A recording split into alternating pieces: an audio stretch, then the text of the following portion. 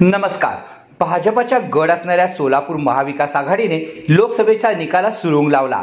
सोलापूर आणि माढा दोन्ही मतदारसंघात काँग्रेस आणि राष्ट्रवादीने प्रत्येकी 1 खासदार निवडून आणत जिल्ह्याच्या राजकारणात मोठी उलथापालथ घडून आणली. तब्बल 11 विधानसभा मतदारसंघ या एकट्या सोलापूर जिल्ह्यात येतात.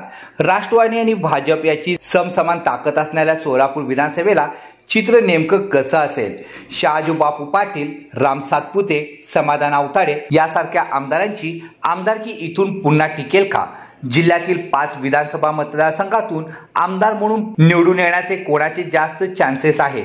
त्यातलाच घेतलेला हा महत्त्वाचा आढावा.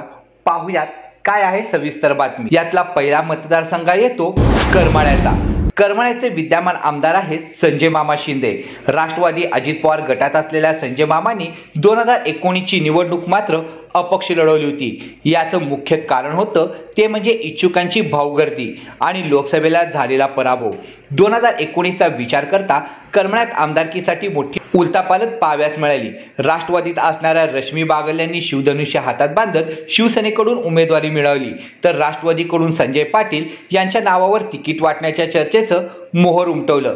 त्यामुळे अपक्ष म्हणून माजी आमदार नारायण पाटील आणि संजय मामा शिंदे या मातब्बरांनी अपक्ष निवडणूक लढवण्याचा निर्णय घेतला. अत्यंत चुरशीच्या झालेल्या या लढतीत युती आणि आघाडीच्या उमेदवारांना बाजूला सारत अपक्ष संजय शिंदे करमाळ्याचे आमदार झाले. अर्थात त्यांचं मूळ राष्ट्रवादीचं असल्याचं ते पक्षासोबतच राहिले. पुढे राष्ट्रवादीच्या फुटीत अजितदादांचा हात धरल्याने विधानसभेला ही जागा कोणाला सुटणार यावर पुढचं गणित अवलंबून असणार आहे. रश्मी बागल, संजय शिंदे हे दोघी उमेदवारीसाठी स्पर्धेत असले तरी देखील लोकसभेला मोहिते पाटलांना मिळालेलं मताधिक्य पाहता करमाळ्यात आमदारकीचा खांदेपालट होण्याची शक्यता आहे. या तुतारीकडून नारायण पाटील यांची उमेदवारी फिक्स समजली जाते. लोकसभेतील विजयामुळे नारायण पाटलाला मिळणारा मोहिते पाटलांचा अप्पर हँड आणि शरद पवारांची ताकद पाहता येणाऱ्या विधानसभेत नारायण पाटील जॉईंट किलर ठरण्याची शक्यता आहे. दुसरा मतदारसंघ आहे माढ्याचा. माढ्यात अर्थात राष्ट्रवादीच्या अजित पवार गटाचे बबनदादा शिंदे हे विद्यमान आमदार आहेत. मोहिते पाटलांचे कट्टर प्रतिस्पर्धी समजले जाणाऱ्या शिंदे बंधूंच्या याच माढा विधानसभेतून तुतारीला तब्बल 50,000हून अधिक जास्तचे मताचं लीड मिळालं. त्यामुळे मोहिते पाटील आता रिव्हर्स बॉल टाकून माढा आणि बबनदादांना पाडा असं स्टँड विधानसभेत होऊ शकतात. त्यामुळे 6 टर्मचे आमदार असणाऱ्या ज्येष्ठ आमदार बबनदादाची आमदारकी आता धोक्यात येणार आहे. बबनदादा शिंदे हे यावेळी निवडणूक लढणार असल्याचं चर्चेत आहे. गेल्या काही दिवसात तब्येतीची त्रास सुरू झाल्याने यावेळी ते त्यांचे पुत्र आणि जिल्हा दूध संघाचे अध्यक्ष रणजित शिंदे यांना उभे करू शकतात. तर दुसरीकडे माढा विधानसभेच्या शरद पवार गटाकडून शिवाजी कांबळे आणि संजय कोकाटे हे 2 मातब्बर उमेदवार सध्या इच्छुक असून धनगर समाजाचे शिवाजी कांबळे यांचं नाव चर्चेत आहे. यात काँग्रेसचे ज्येष्ठ नेते आणि माजी आमदार धनाजीराव साठे यांच्या सूनबाई माढ्याच्या नगराध्यक्षा मिनल साठे यांनी नुकतीच घेतलेल्या राष्ट्रवादीचे प्रदेशाध्यक्ष जयंत पाटील यांच्या भेटीने त्यांच्या नावाची उमेदवारीसाठी चर्चा होऊ लागली आहे. शरद पवार गटाकडून तिकीट कोणाला मिळणार हे अद्याप गुलदस्त्यात असलं तरी शिंदेच्या वर्चस्वाला येणाऱ्या विधानसभेला सुरुंग लावण्याची शक्यता जास्त आहे. तिसरा मतदारसंघ येतो तो म्हणजे माळशिरसचा. मोहिते पाटलांचा बालेकिल्ला म्हणजे माळशिरस. इथं मोहिते पाटील यांच्या डोक्यावर हात ठेवतात तो निवडून येतो असं बोललं जातं. वर्षानुवर्ष विजयसिंह मोहिते पाटील यांचा बालेकिल्ला अशी ओळख असलेला माळशिरस विधानसभा मतदारसंघ राखीव झाल्यानंतर येथून हनुमंतराव ढोळस हे सलग 2 वेळा विजय झाले. अर्थात मोहिते पाटलांच्या आशीर्वादाने ते निवडून येत होते. पण 2019च्या निवडणुकीपूर्वी या मतदारसंघात मोठा फेरफार पाहाव्यास मिळाला. हनुमंतराव ढोळस यांचं निधन झालं. त्यात स्वतः मोहिते पाटील भाजपवासी झाल्यामुळे येथून महायुतीचा उमेदवार निवडून येणार हे कन्फर्म झालं. राष्ट्रवादीकडून उत्तमराव जानकर यांची उमेदवारी कन्फर्म झाली. मात्र मोहिते पाटील अजूनही महायुतीचा उमेदवार कोण याचा निर्णय होत नव्हता. पण अगदी 0 मोमेंटला फडणवीसांचे निकटवर्तीय समजल्या जाणाऱ्या राम सातपुतेंना तिकीट मिळालं आणि निसटत्या लीडने का होईना पण ते निवडून आले. सध्याच्या स्थितीचा विचार केला तर सातपुते सोलापूरच्या लोकसभेच्या निवडणुकीत पराभूत झाले आहेत. मोहिते पाटलांनी त्यांच्या विरोधात दंड थोपाटले आहेत. स्वतः उत्तमराव जानकरही मोहिते पाटलांच्या खांद्याला खांदा लावून प्रचार केल्यामुळे त्यांनाच माळशिरसची उमेदवारी मिळण्याची आणि विजयाची शक्यता जास्त आहे.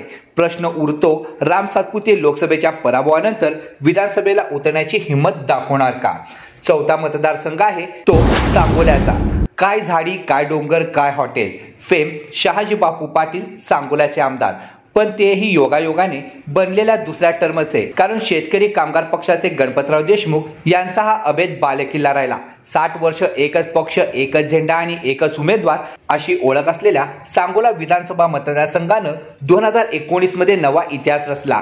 कारण परमनंट आमदार म्हणून ओळख असणाऱ्या विधिमंडळातील भीष्माचार्य गणपतराव देशमुख यांनी 2019 ची निवडणूक न लढवण्याचा निर्णय घेतला. त्यामुळे त्यांचे पारंपरिक विरोधक शहाजी बापू पाटील यांच्या विजयाची शक्यता वाढल्या. यावेळी गणपतराव देशमुख यांचे नातू अनिकेत देशमुख यांना उमेदवारी मिळाली खरी, पण अत्यंत अटीतटीच्या झालेल्या लढतीत शहाजी बापूचा अवघ्या 674 मतांनी विजय झाला आणि शेकापाच्या बालेकिल्ल्यावर शिवसेनेचा भगवा फडकला. येणाऱ्या विधानसभेचं वारं शहाजी बापूंच्या विरोधात असल्याचं बोललं जात आहे.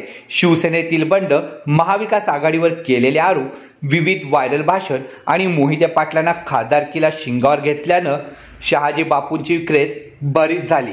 पण प्रॉपर सांगोल्यात त्यांच्या विरोधात वातावरण असल्याचं सांगोल्यात येणाऱ्या काळात शेकापचा आमदार पाहाव्यास मिळतो की काँग्रेस राष्ट्रवादीचा, हे येणाऱ्या काळात क्लिअरच होईल. 5वा मतदारसंघ आहे पंढरपूरचा.